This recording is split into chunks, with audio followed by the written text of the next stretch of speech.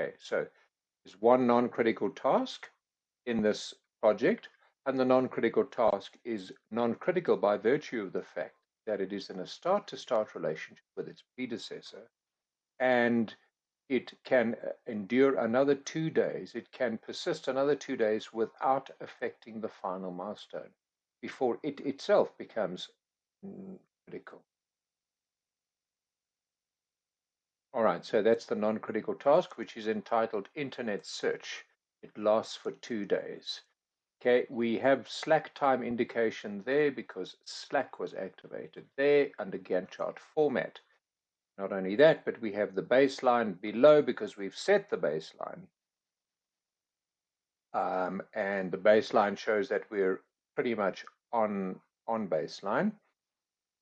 Even though, as I mentioned before, one shouldn't ideally have a baseline saved. If you do have over-allocated tasks, you should have sorted that problem out. But let's assume those problems have occurred since. Okay, we can sort them out and then we'll reset the baseline. The full house means this is activated, critical tasks, slack is activated, and baseline is activated. Okay, thus a full house. It's quite a busy screen. Okay, but it tells us a lot of information. All right. Now what I'm going to be doing as per the manual, all right, now let's look at the manual. As per the manual, I'm going to be looking at views, chapter 10, views. And we're going to be looking at the different views that pertain to the basic and intermediate course. All right. So the views are as follows. You've been looking at Gantt chart view up until now. There's Gantt chart view up until now. All right, that we've been using about 80% of the time. All right. The other views we've been ignoring, but of course, the resource sheet view we've been looking at as well. Okay, the Gantt chart view, and then we've had a peek at the resource graph. Okay, let's activate the resource graph. Sorry, we're on different view there. Let's go to the resource graph. Okay, so if we go to the resource graph, it is further down the list here. I've been hitting this too quickly, so let's go resource graph there. There's the resource graph for facilitator, for subject, researcher, etc. So we've had a look at that view as well, albeit in split view. We split it, remember, with a Gantt chart. Okay.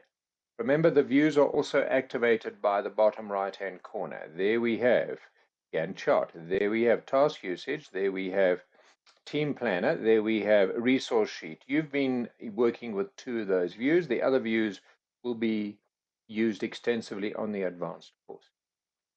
But just to go through other views, all right, to go through other views, you can access other views either via this icon here in the task ribbon, or you can access them via the view bar, which, as you recall, was activated when we right-clicked here and activated the view bar.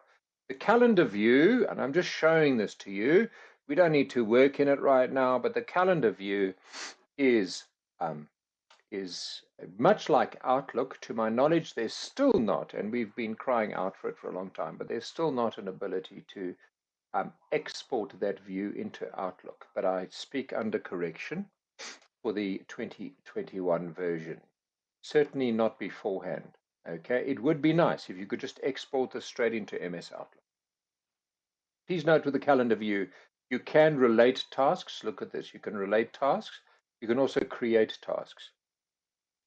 Okay, but you don't really want to do that at this point because the project is already planned, but you can create a task like that. Okay, all right, so and they're the months and so forth. So that's the calendar view. One of the ways, one of the reasons I enjoy the calendar view so much, okay, is because you can run a screen cap. Okay, there we go, and you can send it to the team just like that. Run a screen cap and send it to the team. Notice there's the milestone right at the end. Okay, all right. So we're looking at calendar view. Michelle, you've just come in, and Michelle, you need to open the new course 2, and you need to set the baseline again, please. Okay, guys, this is quite disruptive. Lots of people coming in a bit late, and I just need to repeat myself. Okay. All right. So that's the calendar view. Then we've got detail Gantt. I don't know if you've got detail Gantt there, but if you do, you can activate it. There's our Gantt chart. I'm not going to go into detail Gantt. All right. I'm now going to go to not multiple baselines either, but I'm going to go to network diagram. Network diagram is an entirely different way of looking at a project.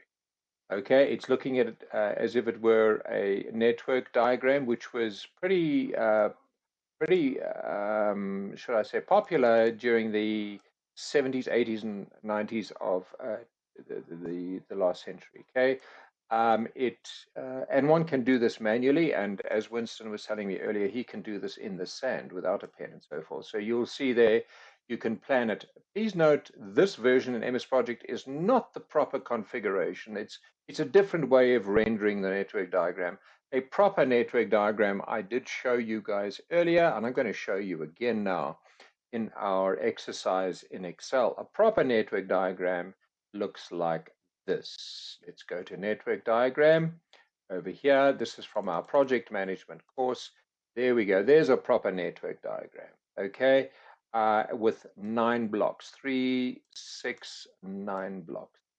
Early start, early finish, late start, late finish. Okay, task descriptor and duration of the task. Okay, duration goes down below here. So I would start at naught. The duration, let's say, would be 12 days, and the late start would be at 12 days. Okay, the 12 would be transferred there in a network diagram. You don't need to know this, but this is part of project management. Would be then 12 plus the duration of this particular one is 15, so it would be then be 27 up there, see, on a forward pass. So that's a proper network diagram. This is the MS Project version. Parallelogram is the phase, the rectangle is the task, and the hexagon is the milestone. Okay. All right, so that's views. Okay, basic views right there. Let me just stop the recording.